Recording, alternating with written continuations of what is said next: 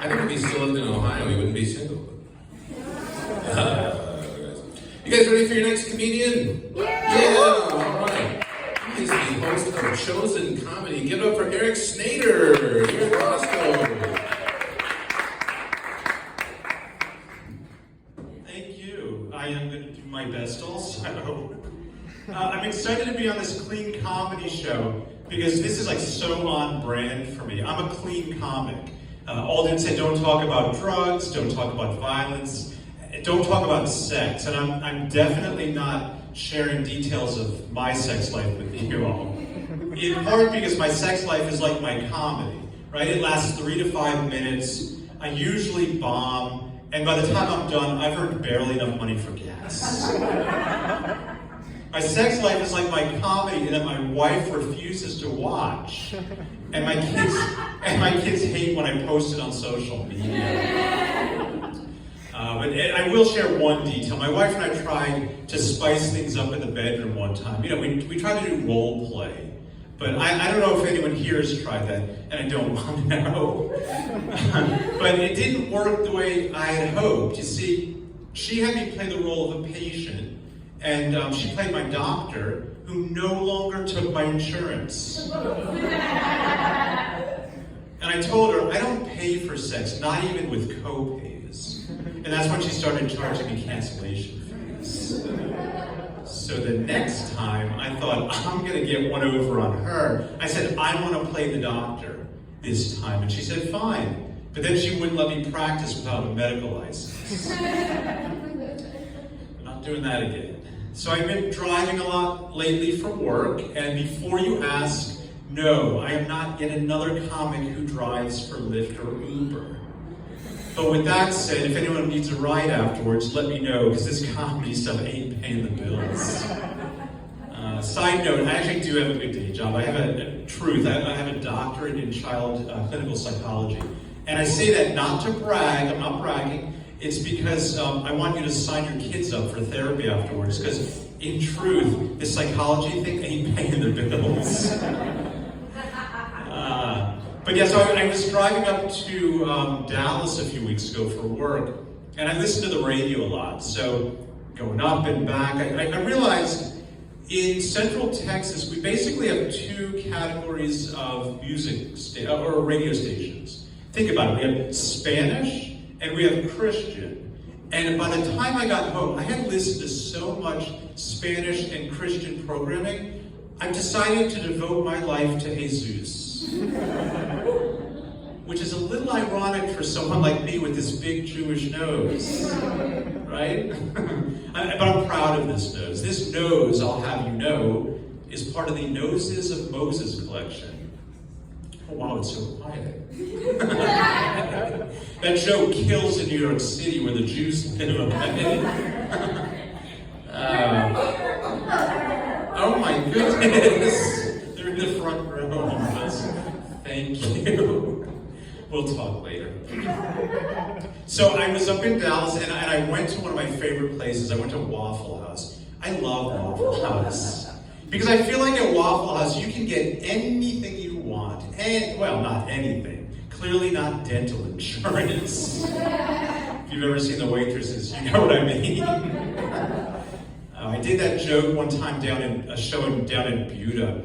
And a woman in the audience yelled, "That's not funny. I work at Waffle House." And the only thing I could think of to say was, "I know, now stop smiling."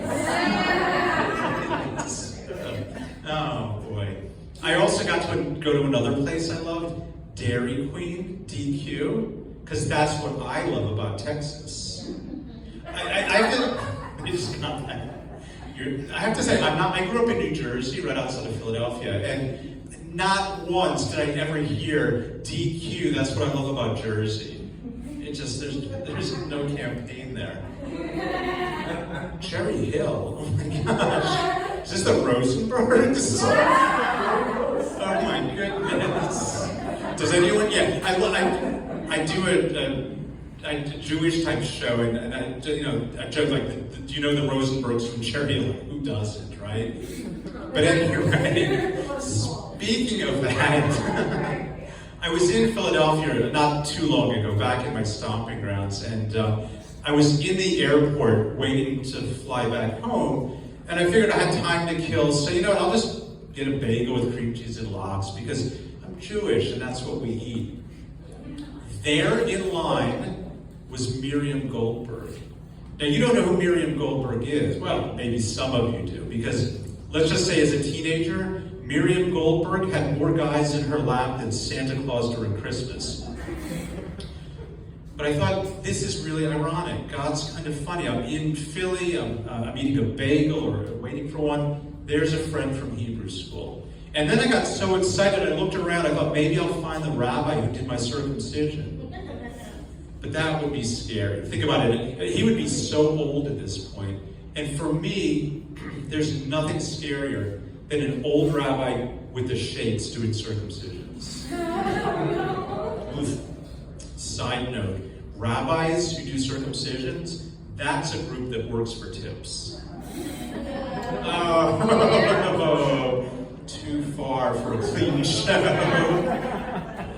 I thought of that joke one day when I was at HEB, and it had me giggling up and down the aisles. So I'm keeping it. The joke, not the tip. Okay. So I'm trying yoga once again. I'm restarting my yoga practice, and I have to say, I hate yoga, and I apologize if there are any yoga practices in here. I go to a really nice studio. I won't say the name. Because when I first walked in and I scanned the crowd, I thought, man, this is a crowd that takes themselves very seriously. You know what I'm talking about. You can just see. Like, these are the people who can't wait to tell you about your yoga, even though you're never going to ask them. Right? The kind of people who can't wait to show you their Tesla parked out front and tell you how you can pay for the classes using crypto, because that's where the money's at, they say. So I do it for my health, but again, I don't really like it. And I just find that some of the people who take the class really think, or I think, they think they're just so much better people, right? They're so self-righteous. Like, everything they do is like for the betterment of the world and for others. For example, I was talking with one person after class one day, and they were telling me that their favorite position is downward facing dog from a no-kill shelter. Yeah, that's how good they think they are. Well, I told them, you know what my favorite position is? Middle-aged man crying in fetal position. Because that is the one position I can do. Oh boy, I went to my doctor recently. For the annual physical, we all have to do that. Because I have a job that has health insurance. And I've known this guy for several years, and I like him, so I feel comfortable with him. But this time he said, Eric, you've reached the age where I need to do a prostate exam. And I have to tell you, between you and me, I think he's eagerly been waiting for me to turn of age to do a prostate exam. I'm a psychologist, so I kind of pick up on the nuances. Like, for example, he always has me disrobe. And then he looks at my body. And he also has me open my mouth and say, ah, real wide. And I just don't think doctors should do that. But the weirdest thing was, so I got through all of that, and the weirdest part of the whole prostate exam was that you wore a glove. And I thought, how impersonal is that? Right? So I asked him, I was like, Doc, we've known each other for a few years, what's with the glove? And you know what he told me? He said it was for protection. And I thought, that's odd. He has my medical records, he knows I'm clean. And that's when it hit me. He was protecting me from him. And then it got so awkward, I thought we should have done this in his office. So I got the check and I left Waffle House. And I didn't smile either. So I'm at the age where I got the prostate exam. He also sent me for a colonoscopy. And this is a clean show, so I'm not going to go into details about the prep. Only to say, for those of you who have not yet had the pleasure of doing this, when you prep, you have to eliminate everything. Everything comes out of you, right?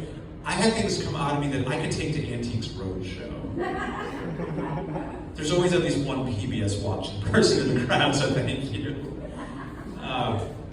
So that was bad, but the actual procedure was pretty easy, right? So I mean, basically they put me in a gown where my whole backside was exposed. They gave me anesthesia, knocked me out. While I was knocked out, they, did their thing back there. But when I woke up, I was a little bit sore, but I had no recollection of anything that ever happened. For some of you, that's just a Thursday night at Roscoe's. And I got my insurance to pay for it. You're doing it for bar drinks. Oh, boy. We're going to go visit my family soon. My family, big surprise. They're older, they're Jewish, they're in Florida, right? The promised land. And my brother lives in this older, he refers to it as, it's Wilton Manors. I don't know, has anyone ever been there? Oh my God, my friend from high school lives in there. Okay, so I'm going to guess he's older, he's Jewish, and he's rich. And older, gay, rich, Jewish, whatever order. And that does describe my brother. And I told him, I said like, so after he described the whole setting there, I said, hey, you know what? I have a riddle for you. What's the difference between the United Kingdom and Wilton Manors? The United Kingdom only has one queen. So now I'm not allowed to go visit him there. Which is fine, I'll go visit my parents. My parents live in this over 55 community. And it's an active over 55 community. And by active, you know what I mean. Not swinging golf clubs, something else. Boy. But my parents love it there, and they have activities for everyone. Like, for example, if you want to do yoga, you could, they adapt it for old people. You can do downward facing dog, standing, sitting, almost dead dog, whatever. I could talk a lot about being Jewish. I'll leave you with this. I have a lot of respect for Catholics. Any Catholics in the house here? I'll bet there are, but they're always so quiet because they're looking for the tip jar. Anyway, I have a lot of respect for Catholics because you all have to sit in church and look at Jesus on the cross. And that would make me very sad. Sad that his abs are way more developed than mine. I'm thinking of a new exercise craze, and it's Jesus on the cross, right? I mean, I could reduce my body size by 75% by just hanging on the cross. And I'm going to call it CrossFit. Thanks for listening. I'm Eric Snader.